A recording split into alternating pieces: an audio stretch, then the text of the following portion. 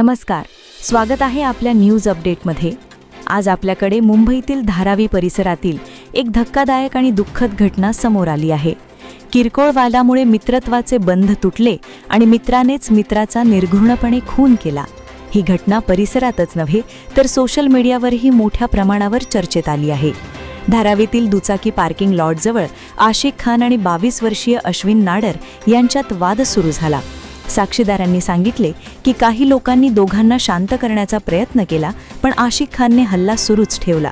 अश्विन गंभीर जखमी झाला आणि तातडीने सायन रुग्णालयात दाखल केला, जिथे उपचारादरम्यान त्याचा मृत्यू झाला। या घटनेचा व्हिडिओ सोशल मीडियावर व्हायरल झाला असून लोकांच्या मनात खळबळ निर्माण झाली आहे। दोघांनाही नशेचे व्यसन असल्याचे प्राथमिक तपासात समोर आले आहे। किरकोळ वाद अशा हिंसक घटनेत रूपांतर होऊ शकतो आणि यामुळे परिसरात तणाव निर्माण झालाय। लोकांनी त्वरित न्यायाची मागणी केली असून पोलीस तपास करत आहेत। धारावी पोलीस विभागाने आरोपी आशिक खान विरुद्ध गुन्हा नोंदवलाय। आरोपी 23 मार्चपर्यंत पोलीस कोठडीत ठेवण्यात येणार आहे। पोलीस घटनास्थळावरील पुरावे तपासून साक्षीदारांचे जबाब घेत आहेत। साक्षीदारांनी सांगितले की ते दोघांना शांत करण्याचा प्रयत्न करत होते, परंतु आशिक खानने हल्ला सुरूच ठेवला। परिसरातील लोक या घटनेमुळे खूप खळबळले आहेत।